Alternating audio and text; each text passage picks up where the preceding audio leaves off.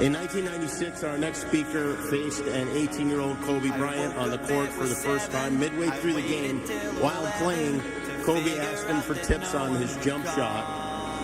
Kobe scored 33 points that game against his boyhood idol.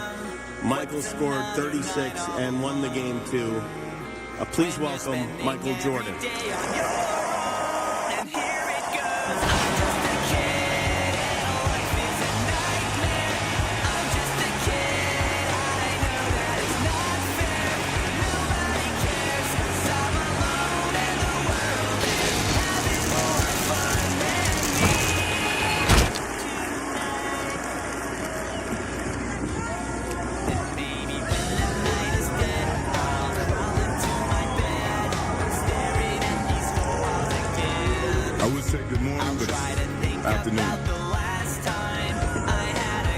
I'm grateful to Vanessa and Brian family for the opportunity to speak today. I'm grateful to be here to honor Gigi and celebrate the gift that Kobe gave us all. But he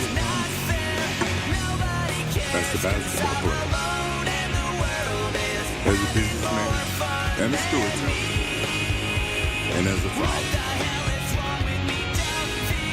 In the game of basketball, in life, as a parent, Kobe left nothing in the tank. He left it all on the floor.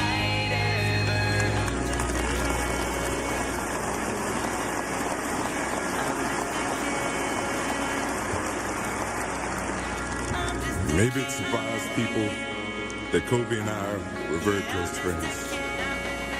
But we were very close friends. Kobe was my dear friend. He was like a little brother. Everyone always wanted to talk about the comparisons between he and I just wanted to talk about Kobe.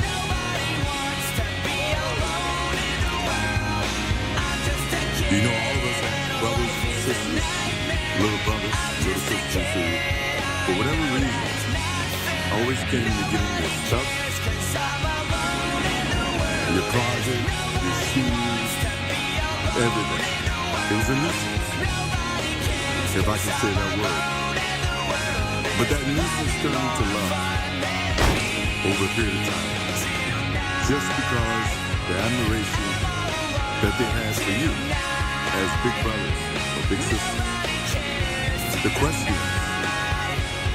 is wanting to know every little detail about life that they were about to embark on. He used to call me, text me, 11:30, 2:30, 3 o'clock in the morning. Talking about post-up moves, footwork, and sometimes the triangle. At first, it was an aggravation.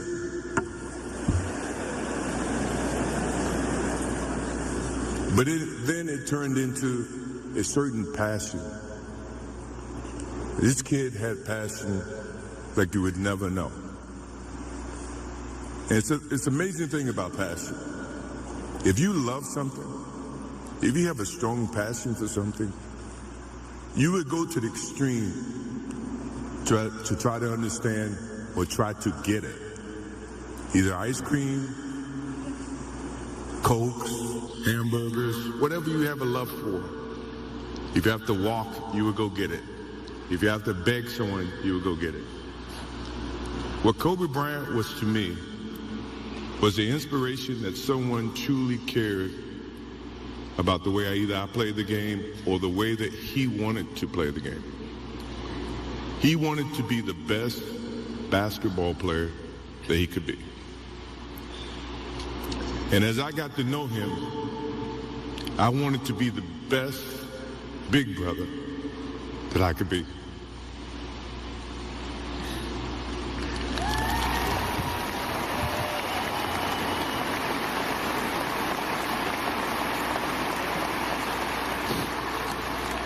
To do that, you have to put up with the aggravation, the late night calls, or the dumb questions. I took great pride as I got to know Kobe Bryant that he was just trying to be a better person, a better basketball player. We talked about business. We talked about family. We talked about everything. And he was just trying to be a better person.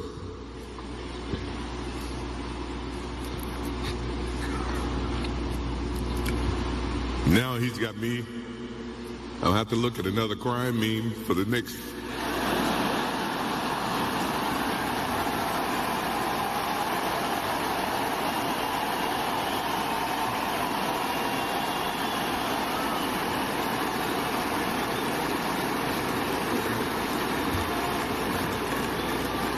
I told my wife I wasn't going to do this because I didn't want to see that for the next 3 or 4 years. That is what Kobe Bryant does to me. I'm pretty sure Vanessa and his friends all can say the same thing. He knows how to get to you in a way that affects you personally, even though if he's being a pain in the ass. But you ever have a sense of love for him and the way that he can bring out the best in you. And he did that for me. I remember maybe a couple of months ago, he sends me a text. And he's saying, I'm trying to teach my daughter some moves. And I don't know what I was thinking or what I was working on. But what were you thinking about when you were as you were growing up, trying to work on your moves? I said, what age? He says, 12. I said, 12, I was trying to play baseball.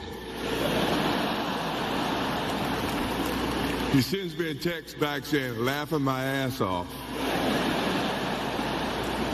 And this was at 2 o'clock in the morning. But the thing about him was we could talk about anything that related to basketball, but we can talk about anything that related to life.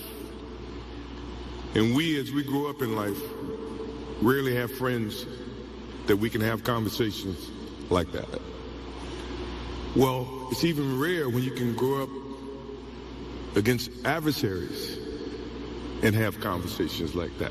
I went and saw Phil Jackson in 1999 or maybe 2000. I don't know when Phil was here in LA. And I walk in and Kobe's sitting there. And the first thing, I'm in a suit. First thing Kobe said, did you bring your shoes? No, I wasn't thinking about playing. But his attitude to compete and play against someone he felt like he could enhance and improve his game with. To me, that's what I loved about the kid. Absolutely loved about the kid. No matter where he saw me, it was a challenge. And I admired him because his passion, you rarely see someone who's looking and trying to improve each and every day, not just in sports, but as a parent, as a husband. I am inspired by what he's done and what he shared with Vanessa and what he's shared with his kids. I have a daughter who is 30 who became a grandparent. And I have 2 twins. I have twins at 6.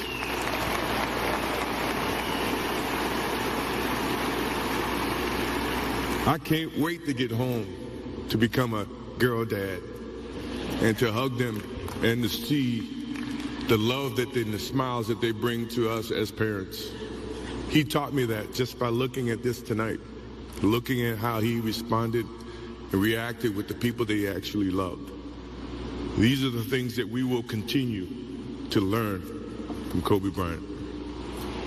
To Vanessa, Natalia, Bianca, Capri, my wife and I will keep you close in our hearts and our prayers. We will always be here for you, always. I also want to offer our condolences and support to all the families affected by this enormous tragedy. Kobe gave every last ounce of himself to whatever he was doing. After basketball, he showed a creative side to himself that I didn't think any of us knew he had. In retirement, he seemed so happy. He found new passions, and he continued to give back as a coach in his community. More importantly, he was an amazing dad, amazing husband, who dedicated himself to his family and who loved his daughters with all his heart. Kobe never left anything on the court. And I think that's what he would want for us to do. No one knows how much time we have. That's why we must live in the moment. We must enjoy the moment. We must reach and see and spend as much time as we can with our families and friends and the people that we absolutely love. To live in the moment means to enjoy each and every one that we come in contact with. When Kobe Bryant died, a piece of me died. And as I look in this arena and across the globe, a piece of you died, or else you wouldn't be here. Those are the memories that we have to live with and we learn from. I promise you, from this day forward, I will live with the memories of knowing that I had a little brother that I tried to help in every way I could. Please rest in peace, little brother.